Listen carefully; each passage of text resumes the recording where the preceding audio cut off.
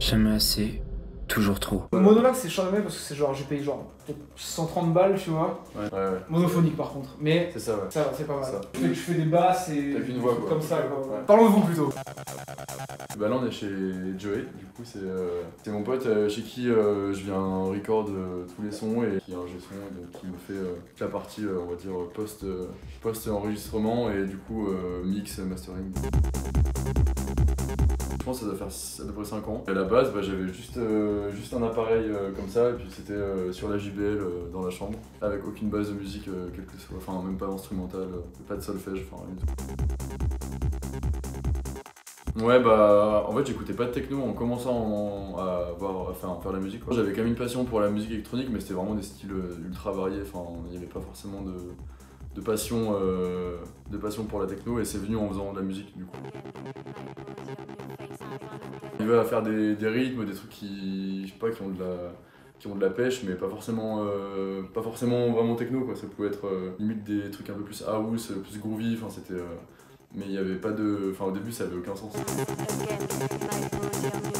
Le truc d'avoir une machine en plus à chaque fois ça change la donne parce que tu peux faire plein de choses en plus. Quand j'ai acheté la deuxième, clairement ça a changé la façon de produire et de jouer en live parce que t'avais 1000 fois plus d'options. Après je pense que ce qui a le plus marqué, on va dire, comme tu dis, le step où tu sens que ça évolue, c'était plutôt les événements et la première fois où j'ai joué en live par exemple en Isère. Il y avait 500 personnes, du gros matos et là c'était la première fois donc je savais vraiment pas, au début je voulais même pas, c'est vraiment un pote qui m'a dit mais si Vizi, faut que tu viennes.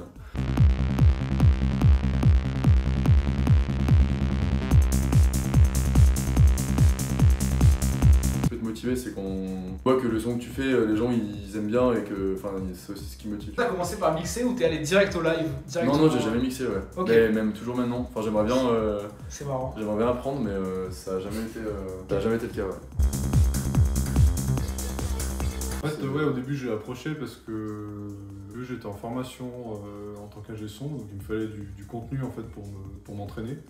Et donc je sentais que son travail avait besoin justement de cette touche un peu d'ingénierie audio pour faire en sorte que son travail soit d'une qualité pro, et du coup je l'ai approché par rapport à ça parce qu'il me fallait du contenu à l'époque, et donc c'est comme ça qu'on a commencé à travailler ensemble sur ces morceaux. Jusqu'à présent c'était toujours des projets un peu perso où je me dis allez j'enregistre, dès que je compose un truc que j'ai envie de sauver, au moins de poster, du coup je viens du coup chez Joey à chaque fois.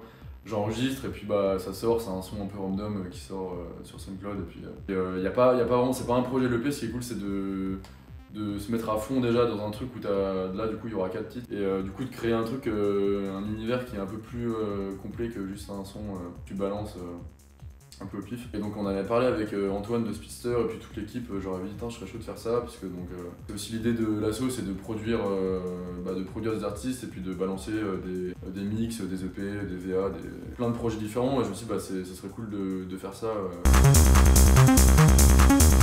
Et là ça a été une question pour moi de me dire est-ce que ce que je sors dans l'EP c'est ce que je garde jusqu'à ce que ça sorte. Donc il y en a deux oui, et il y en a deux autres non, j'ai déjà joué en live et je me suis dit en fait j'avais envie de les jouer en live avant parce que à la base le projet c'est du live, donc je voulais pas me brider en live et parce que je vais faire un EP. En plus l'EP, là les sons ils ont quand même une autre gueule que ce que je fais en live. Là c'est vraiment genre une track qui est... J'ai quasiment tous testés en live sauf le dernier du coup qu'on va composer.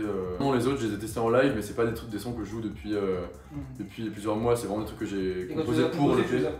Voilà, je me suis dit ok, ça pourrait être bien, mais à aucun moment je me suis mis sur ma machine, je me dis ok là faut que je fasse 4 sons pour l'EP, je l'ai fait. Et plutôt j'ai fait évoluer le live, et à des moments une partie d'un live, du live du coup en l'occurrence, je me suis dit c'est pour un son ça peut être bien, du coup je me mets dessus et je la réfléchis plus comme une track à part entière. C'est un collectif label du coup musique sur Grenoble, ça a bientôt 2 ans. Les 2 ans on va les fêter, si je me trompe pas ça va être dans l'été. Je les ai rencontrés via des potes de l'école d'archi qui faisaient de la musique aussi. Et ils ont commencé à m'en parler, ils ont monté le projet déjà de leur côté. Et après je les ai rejoints en tant qu'artiste pour donner des coups de main aussi de temps en temps, mais c'était vraiment, j'étais pas dans l'assaut à la base. Et maintenant je les ai rejoints depuis, c'est assez récent, un mois. Et donc voilà, c'est label de musique, donc le but c'est de de diffuser de la musique, donc c'est focus sur de la techno, hard groove, hard techno. C'est assez large, mais il y a quand même un style de musique assez propre au collectif. Et après, donc le but c'est de produire des artistes un peu, des petits artistes, faire des VA aussi avec d'autres artistes qui sont pas forcément de Grenoble, et de faire des podcasts aussi, des mix, et d'organiser des événements aussi, la grosse partie événements. C'est vrai que c'est vraiment la richesse du projet, c'est de... Là, l'EP, je l'aurais jamais fait comme ça, enfin en tout cas dans ces conditions-là, sans eux, sans Joey forcément, mais c'est sûr que c'est un truc où tout le monde a des compétences dans la bouche, du coup ça peut faire des projets très chouettes. Donc on a prévu la date de sortie courant mai, 4 tracks et Spotify, SoundCloud, c'est tout déjà. Mais release party avec Spicer, on est en train d'en parler justement, soit on fait un événement en plus, en fait en mai on n'a pas d'événement prévu pour l'instant, du coup on est en train de voir quand ça peut tomber. Mais sinon il y a un Dracart qui est prévu courant juin, mais ça sera peut-être pas une release party celui-là, parce qu'on avait prévu un autre type de soirée, plus focus sur d'autres artistes. Mais déjà il y a l'EP, c'est un projet qui prend du temps, mais pour l'instant c'est ça. Après il y a 2-3 dates, mais c'est plutôt là les semaines qui arrivent. Mais non, pour l'instant mai c'est plutôt tranquille, mais du coup on pourra se focus sur le P à fond. Au début c'était vraiment petite techno classique on va dire, donc il y avait Regal, Boston 168. Eux ils font du live, c'est un duo italien, ils font du live que avec des machines aussi, et c'est...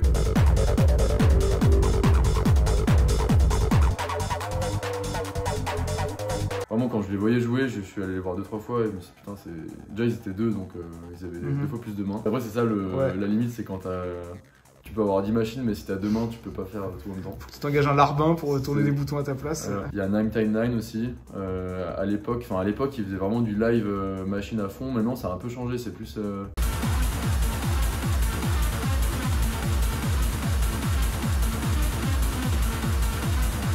un hybride mix live où ils ont encore une machine, ils ont la TR8.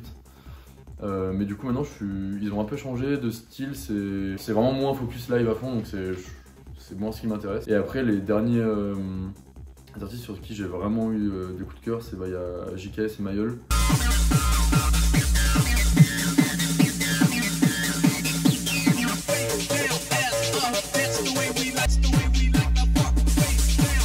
Projet à 2 en live, pareil c'est Joe Breaker là. Et eux c'est incroyable ce qu'ils font, je trouve. Ils ont 10 machines alignées, ils envoient des kits de...